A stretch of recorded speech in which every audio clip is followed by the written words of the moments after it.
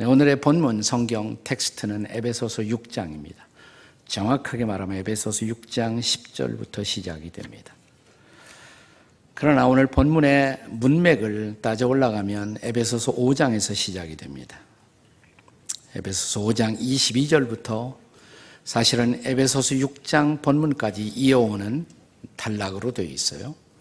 전체의 주제가 뭐냐면 가정입니다. 가정.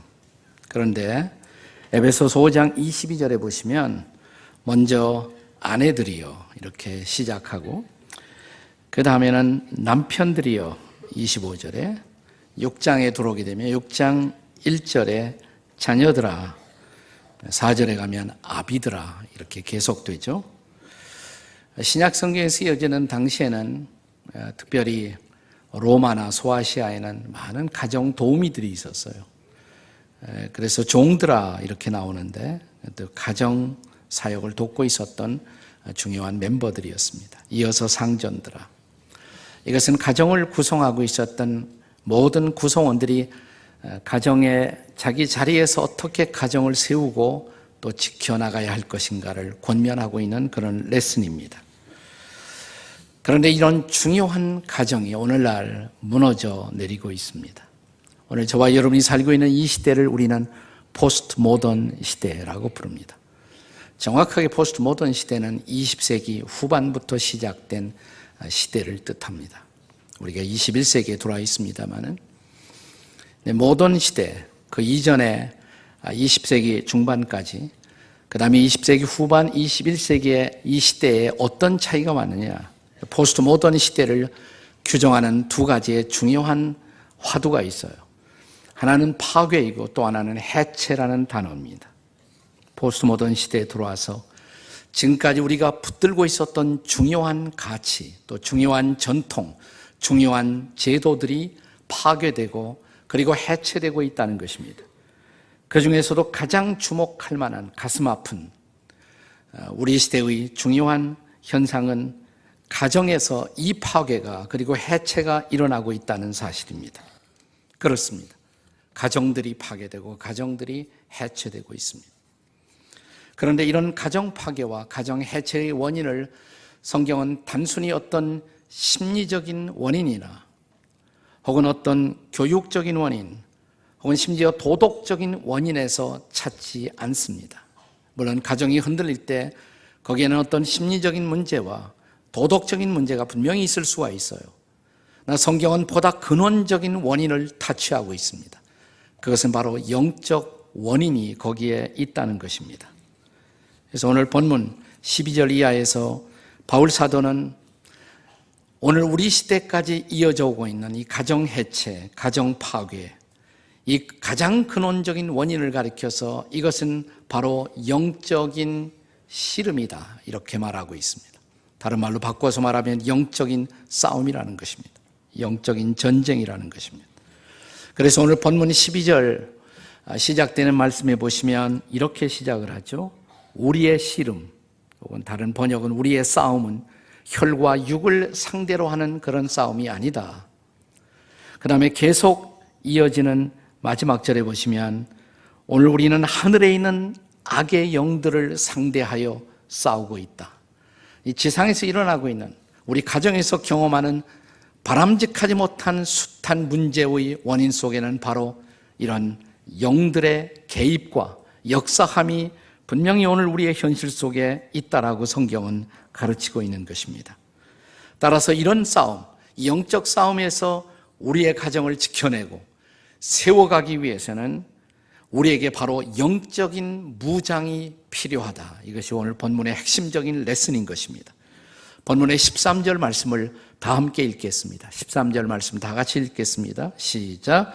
그러므로 하나님의 전신갑주를 취하라. 이는 악한 날에 너희가 능히 대적하고 모든 일을 행한 후에 서기 위함이라. 그리고 이제 이어서 에베소 6장 14절 이하에 보시면 고대 무사들이 전쟁에서 자신을 지키기 위해서 행하는 무장을 강론적으로 세밀하게 묘사하고 있는 모습을 볼 수가 있습니다. 기독교 고전인 철로역정을 읽어보시면 순례자 크리스찬이 고난의 순례길에서 아름다운 집에 들어가게 됩니다. 이 집에는 3개의 방이 있어요. 첫째 방은 평화의 방, 거기서 평화를 얻습니다. 네, 둘째 방, 서재예요. 거기 들어가서 믿음의 선배들의 신앙의 기록을 통해서 자기의 신앙을 새롭게 합니다. 네, 세 번째 방이 있었어요. 그게 바로 무기고 혹은 병기고였습니다. 이 아름다운 집에 무기고가 왜 있었나?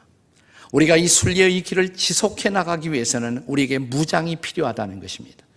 영적인 무장이 없이는 아무도 인생의 길을 그냥 갈 수가 없다는 것입니다. 그것은 지금도 마찬가지입니다. 여러분과 제가 살아가는 인생 순례길에 오늘날도 여전히 영적 무장이 필요하다는 것입니다. 세월이 악할수록, 시대가 악할수록 영적 무장의 필요성은 더욱 기묘한 것입니다. 나는 오늘날의 청소년들에게 특별히 영적 무장이 더 필요하다고 생각해요. 우리 어른들이 생각하기에는 우리 청소년들이 우리보다 훨씬 더 좋은 문화의 혜택을 누리는 세대 속에 살고 있는데 뭐가 그렇게 걱정인가 할지 모르지만 더 치열한 영적 싸움, 우리 시대 자라날 때는 기껏해서 부모들의 충고가 뭐냐면 극장 가지 마, 그게 겨우 충고였어요.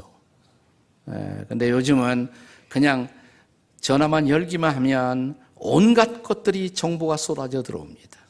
수많은 포르노그래피, 그리고 그들의 정신을 혼미케 하는, 그들의 모든 생각과 건강한 이성을 파괴하는 온갖 인포메이션이 쏟아져 들어오는 세대, 이 젊은이들이 훨씬 더 악한 세대를 살고 있는 거예요. 그들을 위해서 우리가 기도해야 하고 또 영적 무장이 필요하다는 사실을 오늘 우리는 확인할 필요가 있습니다. 자, 그렇다면 영적 무장이 필요한 이유, 무엇 때문일까요? 영적 무장이 필요한 이유, 첫째로 마귀의 간계를 능히 대적하기 위해서입니다. 자, 본문의 11절 말씀을 다 같이 읽겠습니다. 다 함께 읽어요. 11절 시작. 마귀의 간계를 능히 대적하기 위하여 하나님의 전신갑주를 취하라, 무장하라 이 말이에요. 우리가 오늘 우리의 가정을 지키고 내 인생을 지키기 위해서는 무엇보다 영적 무장이 필요한데, 무엇보다 우리의 가정의 해체, 내 인생의 파괴를 노리는 존재가 있다. 그것이 마귀다. 마귀다. 우리 먼저 마귀의 존재를 인정할 줄 알아야 합니다. 인류의 역사 속에서 지나간 17세기와 그리고 18세기를 가리켜서 우리는 계몽주의 시대라고 부릅니다. The Enlightenment Age 이렇게 부르죠. 계몽주의 시대. 그런데 이 계몽주의 시대에 들어왔을 때 그 전과 뭐가 달라졌을까? 현저한 달라짐이 하나 있어요. 계몽주의 시대 전만 해도, 그러니까 16세기까지만 해도 사람들은 눈에 보이지는 않지만 초자연적 세계라는 것이 존재한다고 믿었어요. 거의 대부분의 인류가 그렇게 믿었습니다. 초자연적 세상이 존재할 뿐만 아니라 그 초자연적 세상에 초자연적 존재들이 존재한다고 믿었어요. 신도 존재하고 천사도 존재하고 악마도 존재한다고 다 그렇게 믿었습니다. 그런데 계몽주의 시대에 들어와서 이것이 변합니다. 계몽주의 시대를 이끌고 가던 두 개의 중요한 단초가 있습니다. 하나는 이성이고 하나는 과학입니다. 이성으로 검증되지 못하는 것들, 과학적으로 실험되지 못하는 모든 것들은 존재하지 않는다라고 믿기 시작한 것이에요. 사람들이 신을 떠나기 시작합니다. 그리고 천사, 악마 이런 것은 하나의 샤머니즘이라고 생각하기 시작했어요. 그리고 사람들은 굳게 이렇게 믿었습니다. 우리가 지금 새롭게 붙들게 된 이성과 과학, 이것이 발전하면 곧 이 땅에는 유토피아가 도래할 것이라고 우리는 믿었어요. 근데 유토피아가 도래했습니까? 발달된 이성, 그리고 발달된 과학을 가지고 우리는 세계 제1차 대전, 그리고 2차 대전을 통해서 우리가 살고 있는 이 땅을 지옥 같은 세상, 파괴적인 세상, 재앙의 땅, 비극의 땅으로 만들고 만 것입니다.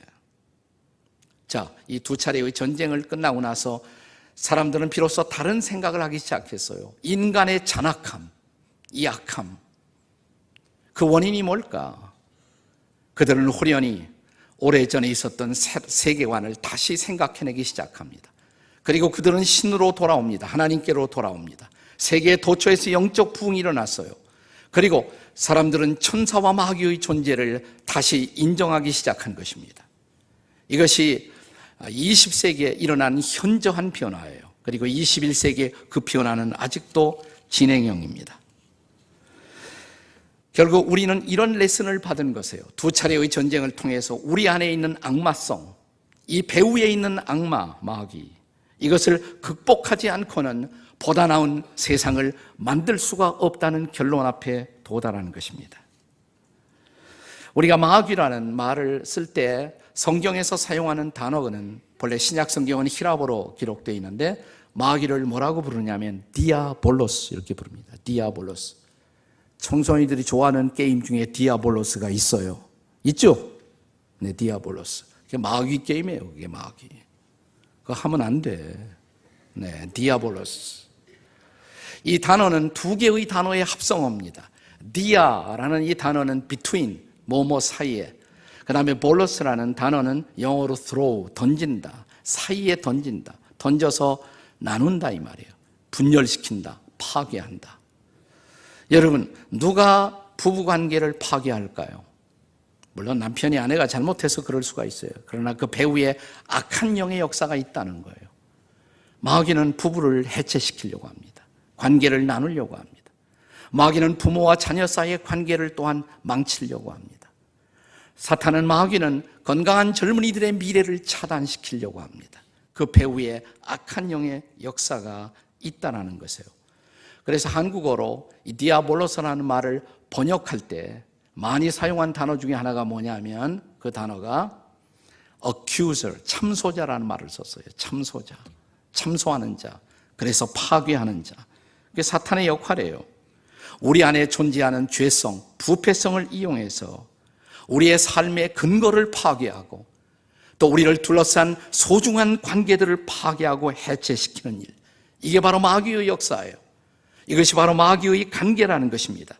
따라서 이런 마귀의 관계를 대적하기 위해서는 단순한 심리적인 무장이나 도덕적인 무장으로 족하지 않다는 것입니다. 거기에 필요한 것, 영적인 무장이에요.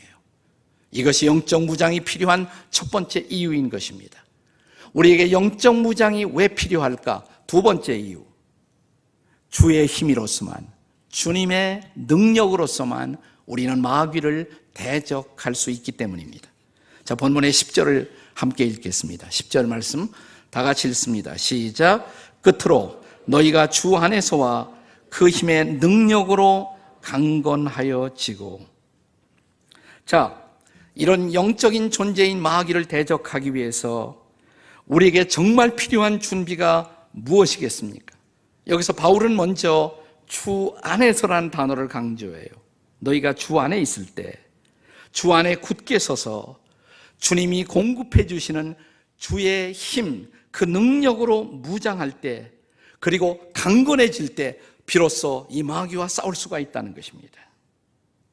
한 신학자는 마귀는 적어도 우리 인간보다는 훨씬 더 능력 있는 존재라는 것을 인정할 때 비로소 우리는 영적 싸움을 싸울 수 있다고 말합니다. 그리고 그분은 말하기를 마귀라는 존재에게는 여러 가지 박사학위를 주어야 마땅한 존재라고 말했어요. 마귀는 우리보다 성경을 잘 알아요. 마귀는 신학 박사예요. 마귀는 인간의 심리를 누구보다 잘 간파합니다. 그리고 우리의 심리, 우리의 마음의 틈을 타서 사탄은 우리의 생각을 점령합니다. 마귀는 심리학 박사예요. 마귀는 우리의 사상을 부패시키고 우리가 잘못된 생각을 하도록, 그리고 그 사상의 이데올로기의 포로가 되도록 우리의 생각을 점령합니다. 마귀는 PhD가 있어요. 마귀는 민족과 민족의 전쟁을 불러일으킵니다. 군사 전략가입니다. 마귀는 우리 인간 안에 있는 욕심을 부추겨서 가진 자와 가지지 못한 사람들의 갈등을 부추깁니다. 마귀는 경제학 박사이기도 합니다. 오늘 본문에서 그래서 마귀의 간계를 대적하라, 간계라는 단어를 썼어요. 근데 이 간계라는 단어가 본래 히라보에서는 메소도이아라는 단어로도 있습니다. 메소도이아. 이 히라보는 여러분이 설마 알지 못하겠지만, 근데 이 단어와 비슷한 영어 단어가 있잖아요. 메소도이아. 무슨 단어가 생각납니까? 메소드. 그죠? 메소드. 방법이라는 말이에요. 방법. 마귀의 괴계할 때 이 괴계가 방법이라는 거예요. 사탄은 수없이 많은 방법과 전략을 가지고 있어요. 그 온갖 방법을 다해서 우리를 파괴시키는 것입니다. 그리고 관계를 파괴시키는 것입니다. 가정을 무너뜨리게 하는 것입니다. 이것이 바로 사탄이 하는 일이에요. 사탄은 간교한 존재입니다. 그래서 창세기에 보시면 그는 처음부터 간교한 자이더라, 이렇게 성경은 말하고 있습니다. 뿐만 아니라 이 마귀는 혼자 일하는 존재가 아니에요. 마귀라는 것은 단수지만 마귀가 지배하는 영들이 있습니다. 그게 바로 악령들 혹은 귀신들, 이렇게 말해요. 근데 그들은 거대한 조직체를 갖고 있다는 것을 성경은 보여줍니다. 본문의 12절 말씀을 함께 같이 읽겠습니다. 12절 같이 읽습니다. 시작. 우리의 씨름은 혈과 육에 상대하는 것이 아니요 통치자들과 권세들과 이 어둠의 세상 주관자들과 하늘에 있는 악의 영들을 상대함이라. 여기 통치자, 여러분 통치자들의, 악한 통치자의 배후에 사탄이, 마귀가 있다는 거 아세요? 권세들, 파워, 거대한 파워, 파괴적인 파워들, 그 파워의 배후, 부패한 세력, 그 배후에 사탄이 있다는 것입니다. 어둠의 세상 주관자들, 세상이 밝은 세상이 못 되도록 세상을 어둡게 만드는 그 배후에 악한 영의 역사가 있다는 것입니다. 그리고 하늘에 있는 악의 영들, 그렇습니다. 마귀의 지배를 받아 하늘과 땅에서 악한 영들이 거대한 올가나이즈된, 조직된 질서를 가지고 오늘 이 세상을 부패시키고 있다는 사실을 성경은 가르칩니다. 이런 거대한 영적 조직과 맞서서 우리가 싸워서 승리할 수 있을까요? 못해요. 불가능한 것입니다. 내 힘으로, 내 자신의 능력으로 사탄과 싸운다는 것은 불가능한 일입니다. 그래서 본문 12절 이하의 성경의 말씀을 유진 피터슨은 그의 현대적 번역인 메시지에서 이렇게 번역하고 있습니다. 이 싸움은 지구전, 꼭 마귀와 그의 수하들을 상대로 끝까지 싸우는 사느냐 죽느냐의 싸움입니다. 단단히 준비하십시오. 여러분은 지금 혼자 힘으로 다루기에는 벅찬 상대를 마주하고 있습니다. 그것이 바로 사탄이에요. 그런데 사랑하는 여러분, 여기에 끈뉴스가 있습니다. 좋은 소식이 있습니다. 악령들은, 귀신은 많은 정보를 가지고 있어요. 우리보다 정보가 많아요. 그러나 그들은 전지하지는 않아요. 모든 것을 아는 존재는 아니에요. 악령들은 우리보다는 능력이 많을 수가 있어요. 그러나 사탄은, 악령은 결코 전능하지는 않습니다. 근데 저와 여러분은 홀로 전지하시고 그리고 전능하신 분을 알고 있지 않습니까? 아십니까? 그분 홀로 전지하시고 전능하신 주 하나님 아시죠, 여러분? 따라서 이 하나님, 하나님의 아들이신 주 안에 우리가 굳게 설 때 우리는 전지하시고 전능하신 그분의 도움으로 우리는 사탄을 이길 수가 있다는 사실입니다. 이것이 우리의 희망인 것입니다. 이것이 굿뉴스인 것입니다. 그러므로 우리가 이 주의 능력을 입고 날마다를 산다면 결코 마귀를 두려워할 필요가 없어요. 악령들을 두려워할 필요가 없습니다. 그러면 오늘 성경은 이렇게 말합니다. 주 안에서 그 힘의 능력으로 강건하여 지십시오. 이것이 우리의 희망입니다. 이것이 우리의 영적 무장이 필요한 두 번째 이유인 것입니다. 자, 영적 무장이 필요한 마지막 세 번째 이유. 영적 무장은 영적 전쟁을 준비하는 첫 번째 스텝, first step이 되는 것입니다. 여러분과 제가 무장이 안 되어 있고 준비가 안 되어 있다면 그런 상태로 전쟁터에 나간다고 하십시다. 어떻게 될까요? 뻔할 뻔짜죠, 뭐. 패배입니다. 자, 그래서 우리 눈앞에 펼쳐질 인생의 승리, 그리고 영적 전쟁의 승리를 위해서 바울 사도는 무엇보다 저와 여러분에게 영적인 무장이 필요하다, 이렇게 가르치는 것입니다. 그래서 13절 이하에 하나님의 전신갑주로 무장하십시오. 자, 14절 이하에 구체적인 무장이 묘사돼요. 무장이 묘사가 됩니다.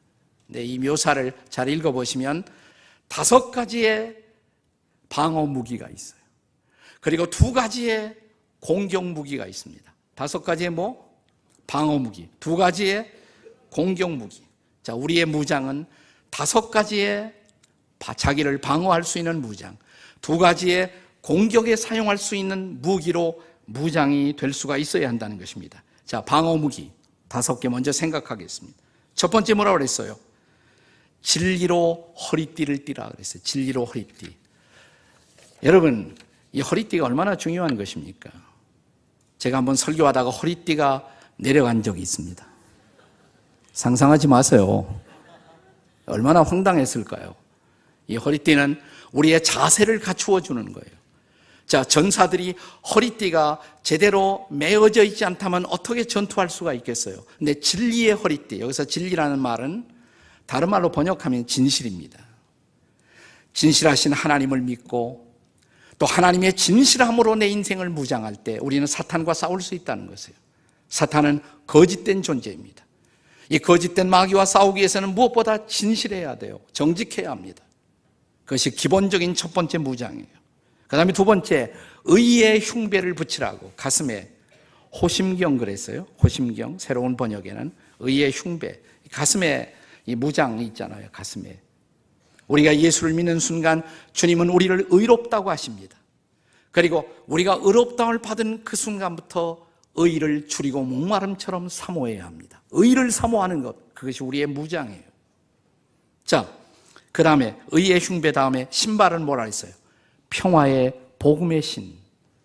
여러분, 잘 뛰려면, 전쟁터에서 잘 다니려면 신발이 얼마나 중요해요? 군화가 얼마나 중요합니까? 네, 우리가 보통 다닐 때도 편한 신발 얼마나 필요한 것입니까?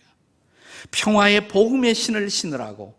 그러니까 복음을 전할 준비가 언제든지 되어 있어야 한다. 이것이 우리의 전투 준비라는 것이에요. 평화의 복음의 신을 신고, 그 다음에 방패는 뭐라고 그랬어요? 믿음의 방패. 자, 악마는 계속 불화살을 쏘아댑니다. 내가 방패로 막아야 합니다. 하나님을 신뢰하는 굳건한 믿음, 이것이 우리를 지킨다는 것입니다. 믿음의 방패. 네, 이제 딱 하나 남았어요. 방어 무기 가운데 마지막 5번째 뭡니까? 제일 중요한 거, 여기. 네, 여긴 뭘 쓰라고 그랬어요? 구원의 투구 그랬습니다. 구원의 투구. 구원의 투구. 이게 뭐예요? 얼마나 머리가 중요한 것이에요. 이 부분에 한 대 맞으면 끝나는 거 아니죠. 구원의 확신. 여러분, 교회 다니면서 구원의 확신도 없는 사람이 있어요. 있습니까, 여러분? 구원의 확신, 분명한 확신. 그걸로 무장하는 것, 이것이 바로 머리 무장, 투구 무장이에요. 자, 거꾸로 올라왔습니다만은 우리가 외우기 쉽도록 우리는 위에서 아래로 내려가도록 하겠습니다. 여기 뭐? 구원의 투구. 여기는 의의 흉배, 허리는 진리의 허리띠, 신발은 평화의 복음의 신, 그 다음에 믿음의 방패. 이것이 무장이에요. 그 다음에 공격 무기 2가지입니다. 쉽게 말하면 말씀과 기도입니다. 성령의 검, 말씀을 가져라. 성령의 검, 성령의 검. 근데 이것만으로 공격 무기, 공격 무장이 끝나지 않습니다. 또 하나가 필요하다는 것이에요. 그것이 바로 기도인 것입니다. 말씀과 함께 기도. 말씀을 가까이 하고 말씀을 묵상하면, 그리고 이 말씀이 내 안에 살아 움직일 때 사탄은 우리를 절대로 근접하지 못합니다. 그렇습니다. 말씀을 붙들고 살 때 사단은 도망갈 것입니다. 말씀의 무기, 또 하나 기도의 무기예요. 기도. 자, 에베소서 6장 18절 다 함께 읽겠습니다. 시작. 기도와 간구를 하되 항상 성령 안에서 기도하고 이를 위하여 깨어 구하기를 항상 힘쓰며 여러 성도를 위하여 구하라. 여기 보시면 모든이란 단어가 여러 번 나옵니다. 모든 기도, 모든 간구, 항상 모든 때에 말이에요. 모든 때에. 그리고 여러 성도, 모든 성도를 위해 기도하라. 영어로는 all이라는 단어가 계속 반복돼요. 히라보의 판타라는 단어가 계속 반복되고 있습니다. 모든 기도, 모든 간구, 항상 모든 때, all the time. 아까 노래도 불렀잖아요. all the time. 네, 모든 때, 모든 성도를 위하여 기도하는 것. 그것이 바로 우리를 지키고 그리고 사탄을 맞설 수 있는 강력한 우리의 공격 무장이라는 것입니다. 여러분, 농구할 때 보면 마지막 최후의 승부를 걸기 위해서 감독이 거는 작전 하나가 있습니다. All court pressing, 그런 거 있잖아요. 기도가 바로 올 코트 프레싱이에요. 기도.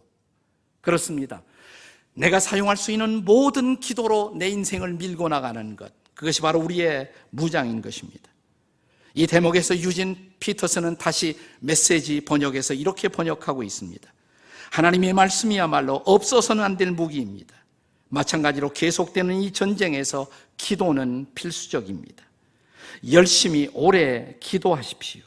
형제 자매들을 위해 기도하십시오. 끊임없이 주의를 기울이십시오. 서로 기운을 북돋아 주어 아무도 뒤처지거나 낙오하는 사람이 없게 하십시오. 그때에만 우리의 승리는 보장될 것입니다.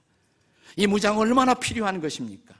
다 같이 복습하시겠습니다. 여기서부터 시작. 뭐예요?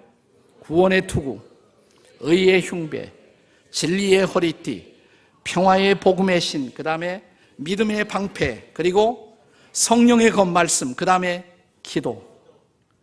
등에는 아무것도 없어요. 뒤돌아서지 말 것 이 말이에요. 자, 우리가 철로 역정에 보면 아름다운 집에 들어가서 이 병기고에서 이 하나님의 전신갑주로 무장하고 순례자는 다시 순례의 길을 계속합니다. 지금 우리도 마찬가지입니다. 무장할 때 우리는 인생의 길을 다시 나갈 수가 있습니다. 이 아름다운 집은 교회를 상징합니다. 이 순례자 크리스찬이 아름다운 집에서 무장했던 것처럼 교회는 여러분에게 영적 무장의 축복을 제공하는 것입니다. 저는요, 주일 예배만 가지고는 부족하다고 생각해요. 그냥 예배 한번 딱 드리고 그 다음에 아무것도 없는 사람들, 사탄과 싸워서 이길 수 있다는 개런티가 전혀 없어요. 오히려 주일 예배만 딱 드리고 하는 사람 백발백중 넘어질 것입니다. 사탄의 밥이에요, 그건. 여러분, 교회가 제자훈련을 제공하는 이유, 성경 공부를 제공하는 이유 뭔지 아세요? 무장하라 이 말이에요. 무장하라. 나는 여러분이 그 기회를 놓치지 말기를 바랍니다.